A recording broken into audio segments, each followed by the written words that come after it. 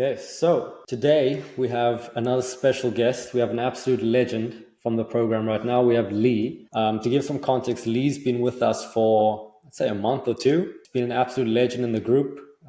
Just been fantastic to have him on. Before we get into things, Lee, great to have you here. Awesome to be here, man. Awesome. Yeah. So what I wanted to start off with for your situation now was, a lot of people watching, they wanted to hear your story, what actually got you into the space, what made you obviously join eventually. But one thing I wanted to ask you was, before we go into that, do you mind just giving me a quick introduction to who you are, what your company does? Yeah, of course. So I'm the founder and owner of an agency called Ordonez Media. And what we do is we basically send emails for D2C and B2B clients across the e-commerce space. And what we do is we try to, as they scale, we try to retain customers longer and making sure they're coming back to them as well. And basically, to keep it in a boring perspective, we just send emails out to people. Yeah, and you generate millions from those emails. All right. Yeah, I mentioned that as well. Yeah. Yeah, that too, just as a little byproduct. So what actually got you into the space as a whole, the whole agency space? And what is your main motivation for actually doing this? So I think behind it would be to actually have my own company, to actually have something that's kind of not under my name, but something that is mine, say. I used to work in the bartending industry for 7 to 8 years, and I thought there's got to be more life than doing work like this. So then I saw a nice little Ty Lopez video that came up to teach you how to build your SMMA.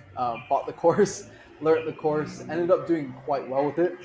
Did lead gen. I did Facebook lead gen for restaurants and that. Had 25 clients, and then COVID kicked. So I lost all my clients in a matter of a month because all my clients are based in the UK. We had a little thing called lockdown, which basically locked everything down and couldn't really do any lead gen for them. And then I went on to do emails. So I did email marketing for a couple people for free in the beginning. And then kind of worked my way to actually charging for these clients, and that's where I'm currently at the moment. I've been doing email marketing for about 2 years now, 2.5 years.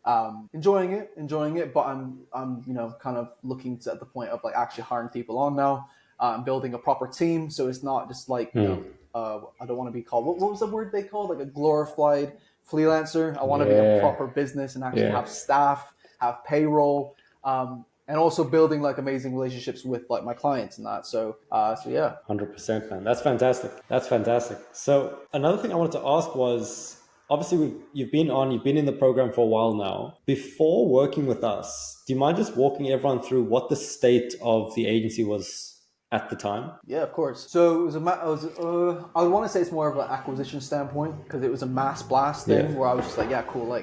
I know the kind of rough fundamentals of cold email, and I was I'm going to send them out. But I was generating no meetings. I was generating no bookings. I was generating pretty much nothing, especially with LinkedIn. That I was generating nothing. Yeah. But then since joining the course, because I think when we joined in January, it's helped me a lot when it comes to actual. I want to say actual script writing and sales and that as well. But not to mention with the actual stuff we're learning, we're learning directly from you and Josiah. So we're learning directly from you guys, which is pretty cool. Especially me being an inbound lead, consuming content for the past 2 years, and finally actually jumping on board and working with you and your team and that. So I'd like to say right now we're not where we would like to be, because obviously we're still growing, but we're in a 100% better place than we were when we joined. Because now I think, from what I've done, I think right now having the direction of where I want to go is crucial for me, because I actually have not motivation, but I have an actual vision of where I need to go. And that was help from you guys. Especially, because with me, it's a lot more mental. It's I'm holding myself back, when in reality, I just need to do the work.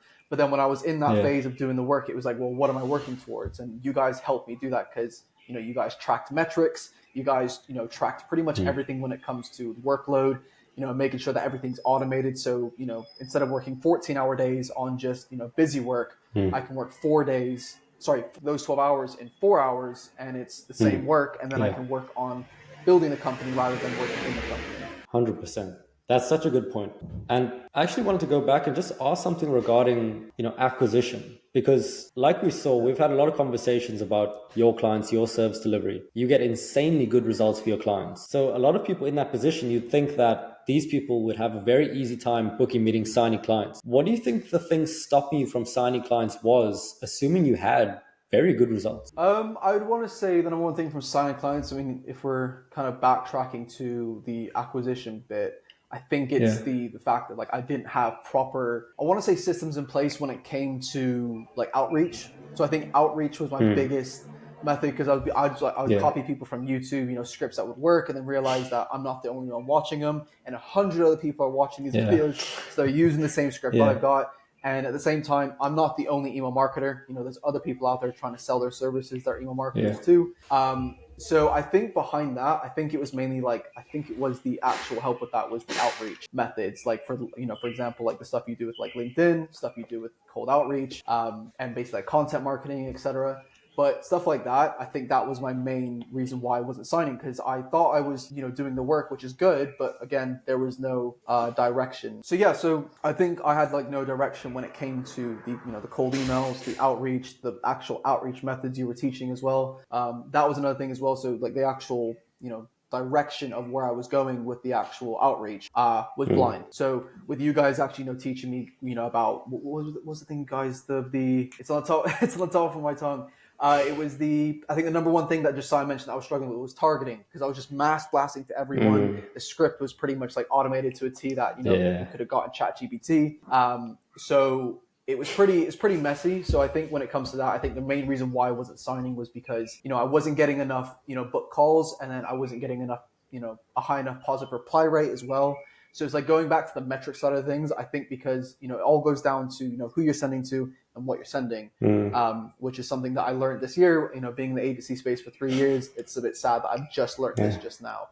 So yeah. Yeah, no, that's fantastic. And then the way that we're looking at it now, because we're talking about your account the other day, is that because you have all these foundations already in terms of results, you know, happy clients, retention, all of that, everything that you do on the acquisition side is just going to be just magnified. Like you're just going to be able to grow so much faster than everyone else because you have that foundation in place already. So once we just find that proof of concept, like, bro, you are scaling.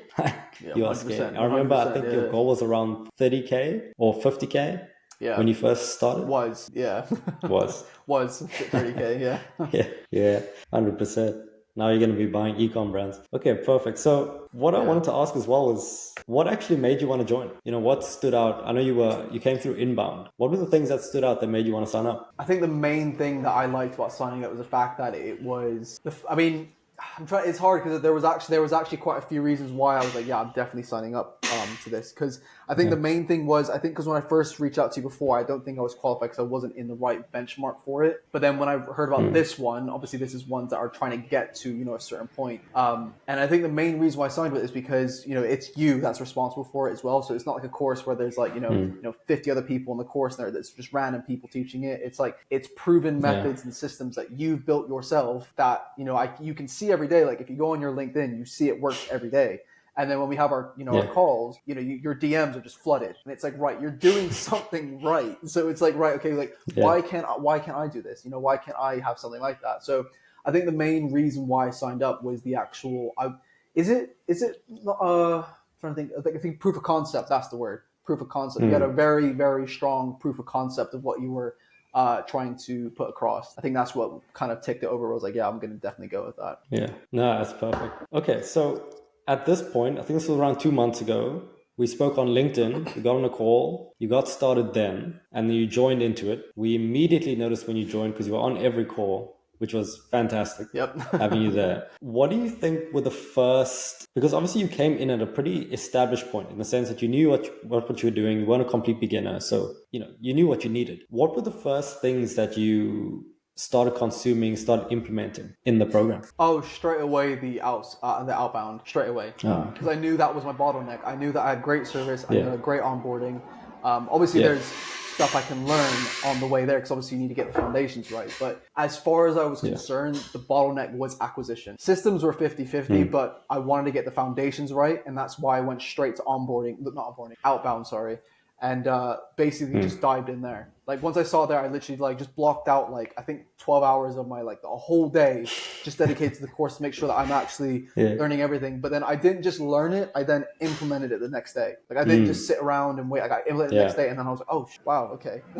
I was like, right, so this is actually working. Like when it came to like deliverability, making sure that the script is like, tailored to the actual lead and not just mass blasted. So yeah, that was the first thing that I did is I just dived in straight to the outbound section. Yeah, and you implemented faster than nearly anyone, and I think that's why you were able to progress so quickly. Yeah, because now that I think of it, it's only been like 2 months max. Yeah, 2-3 months. Yeah, and you're getting to the point now where, and we can touch on this, you're looking to get out of the day-to-day, you're getting the operations manager on, getting married, doing a whole lot of things at the same time. But every single call, it's like you're making a ton of progress. You've systemized this, you got your Notion set up. So what were after going through everything, getting on coaching calls, what were some of the takeaways that you got from working together? Main takeaways is, I think number one for me was I've probably said before, but basically doing the work, even though when you don't feel like doing it, like the work has to be done.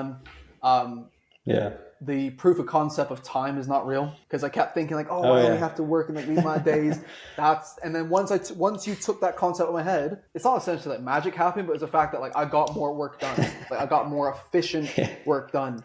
And especially the other thing as well, taking away from the actual course itself, like there's a lot of people out there that sell stuff that will teach you how to do the actual task, but not a lot of people will teach you how to do the task and then teach it to someone else. That's something that I haven't seen before. And that's something that I've seen some courses where they teach you how to do it and then you can like build SOPs around it. But then teaching it to someone else so you can get out of the day-to-day is something I personally never thought of. Like actually, I knew about hiring people, but I never like thought about like how you can actually outsource it to people where, you don't have to be so invested in the actual, business.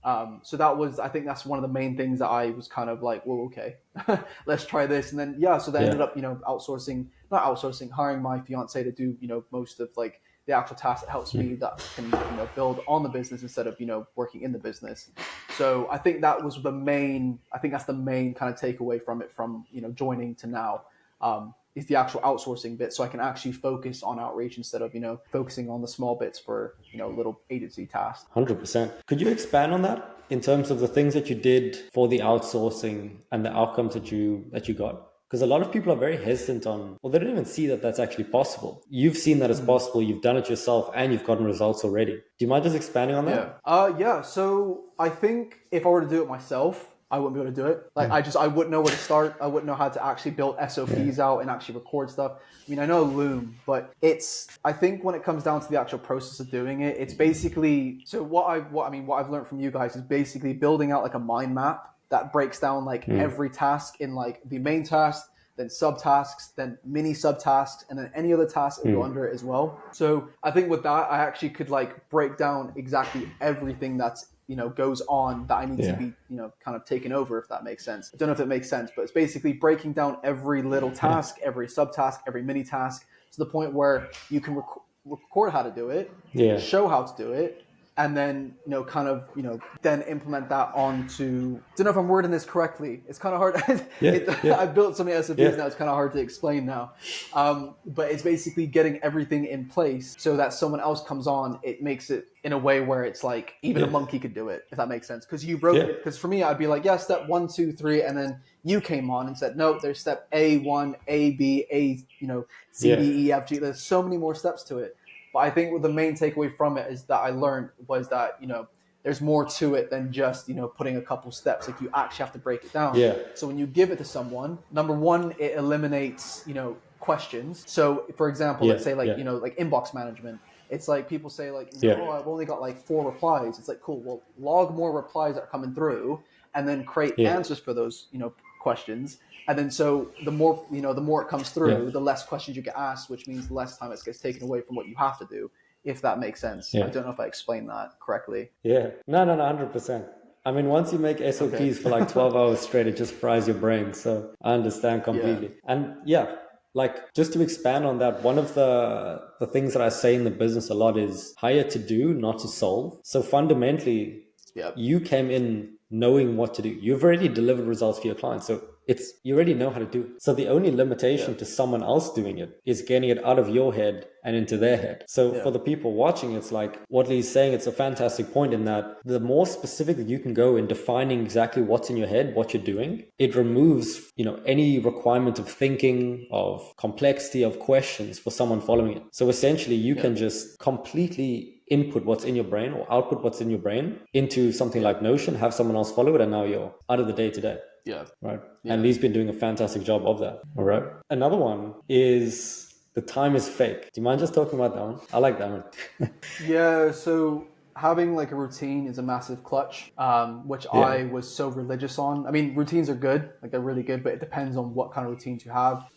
So I've been thinking about, like for example, my work day used to be like, I think it was 6 a.m. till maybe like 5, and then I have like dinner, and then think, oh, day's done, clients aren't really up, everyone's gone and done their own bits, why can't I? But then I had to realize that, to get to where I need to go to, I need to be putting in more work. So then obviously when I get to that point, I don't have to put as much because I can, do different outsourcing bits and, creating different stuff for SOPs. But the time is a fake thing helped out a lot because I'm doing work. That's not the fact that I'm complaining that it's long days, but it's like at the end of the day, I feel more fulfilled because it's like, I've just completed all this work. I got all this stuff done. I've got like half my to-do list stuff for tomorrow done. So it's like every day I'm like, 5 o'clock had dinner. Okay, I can relax. I can do whatever I want, this and that.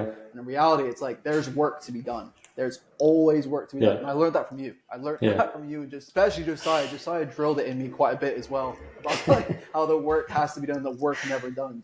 It's never done. So I think for that, the time is fake concept is mainly for the fact of people that think that, it's 9 o'clock and I should really go to bed. I mean, obviously sleep is important, but if you have tasks to get done, it needs to get done. It has to get done. And I think that's something I struggle with myself. I'm like, I can just push it to tomorrow morning. In reality, it's like, no, it needs to get done. And you can sleep later. Like you can, if I, work till like 1 a.m., I can sleep until like 8 tomorrow, because I've got all the work done tonight and I can, focus on that the next day. But I think that's the main kind of concept, that time is fake is a very thing. I've never heard of it. I've never heard of the actual concept. So when you brought it up to me and explained it, and I was like, oh shit, okay, that's different. But it's a great point because I think we were having the conversation and we were pretty much saying like, let's say your goal is 100K. The only thing stopping you from getting to 100K is actions. It's not time. So it's not like you're going to get to 100K in 5 years. It actually doesn't matter. It's irrelevant. So time is fake. The only thing that's going to get you to 100K is, let's say, signing this many clients, by getting this many bookings, by sending this many outreaches, by posting this many pieces of content. So in reality, it doesn't actually matter when you do the task. And the sooner you do it, then the sooner you get the outcome. What do you think? Yeah, exactly. 100%. 100%. Yeah. It's like a nice concept. It opens your eyes, but then it's also like you never want to close your eyes because then it's just like there's still work to do. So it'll haunt you for the rest of your life. It will. It will. Yeah. All right. So another thing I wanted to get an idea of. So obviously you've implemented the operational aspects. That's been great. You're getting the fiance in to do a lot of the operational work. That's great. Getting the acquisition systems in. In terms of what were some of the major outcomes of implementing these things in terms of, what are the benefits of getting everything systemized, sorting out the acquisition systems? How did that actually look for you? Time. Saving time. That was the main goal. That was that was the number one benefit to me. Because it's cool saving money, but saving time so you can like actually do the important stuff is like, that's number one thing that was helpful for me is time. Like time is money, but time was the thing that it saved me. It saved me so much time and a lot of headaches. So building out the actual structures for, people to do certain tasks. It's helped quite a lot, especially with time. I'd just say time. Time's number one. Perfect. Okay, cool. And by the end of this year, where do you want the agency to be? Well, as in everything, or as in like revenue wise, or? You can start with revenue in terms of what are your goals for the end of the year? So obviously we've had our conversations about, thinking too small. But ideally, like by December 31st, I want to look into Stripe or, my main banking app that's in the UK, and look at that and see that I'm taking roughly around 50K per month. That is the goal for that is my main goal that I'd like to see. But it's not so much the fact of having the main goal for it is obviously revenue. But then after that, there's other things I want to look into when it comes to actually investing in different businesses, because the agency, I want it to be like an agency where it's like partners with different businesses, not just, oh, we work for them. I want to be partnered with them, if that makes sense. 100%. 50K, man. I honestly think I feel like you'll get way past 50K, to be honest. That's the way goal. I that mean, you're I'll moving work now. hard towards it. So yeah. Yeah, time is fake. All right. Yep. Perfect, man. Bro, I really appreciate your time. It was great having you on. And the last thing that I want to ask you, besides the goal, is in terms of a lot of people after watching this, they're probably going to be reaching out to you about, is this actually real? Do they actually have a program? All of this stuff. I think the simpler way to explain it is if someone's asking you if they should get started, what it would look like, what would you actually say to them?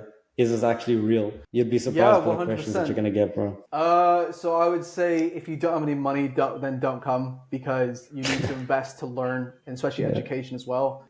Because the other thing I'm going to tell them as well, like if they say, oh, if it's too expensive, obviously whatever you charge is whatever you charge. But they come to me and say, oh, I can't, justify spending, X amount. I'm like, I'll basically just say, well, you're spending this money, and if you turn around, you make 5, 6, 10 times, or even 100 times more than what you're making now. I think when you look back, it's going to be worth it. So it's like when people say, oh, is it fake? Is it real? It's like, well, I mean, once I'm getting to the point it is, you'll see exactly why it's working. I was like, and I'll tell them as well, I was like, if you could see Ethan's DMs and LinkedIn of how many people want to work with him, I was like, pretty sure it works. Like it's not even a boasting thing. It's a fact of that, So, and when it comes to that as well, they can look at my LinkedIn as well, see like how consistently I've been posting, because you said, be consistent with it every single day. I don't post weekends, but I've been consistent every single day. And I'm like, if you look back at mine, that's stuff that I've learned and how I've got inbound leads as well.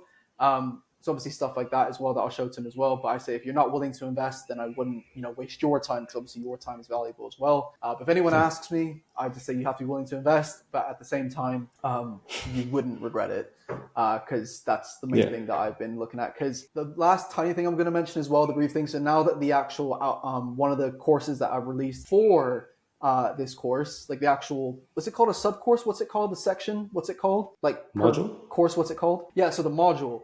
The outbound module itself, for what I invested in, is already paid off. Like it's like that stuff in there is like, obviously everyone says, oh, I've got the course outbound, methods and like how I learned this stuff I've never heard of. And I've been doing it for 3 years.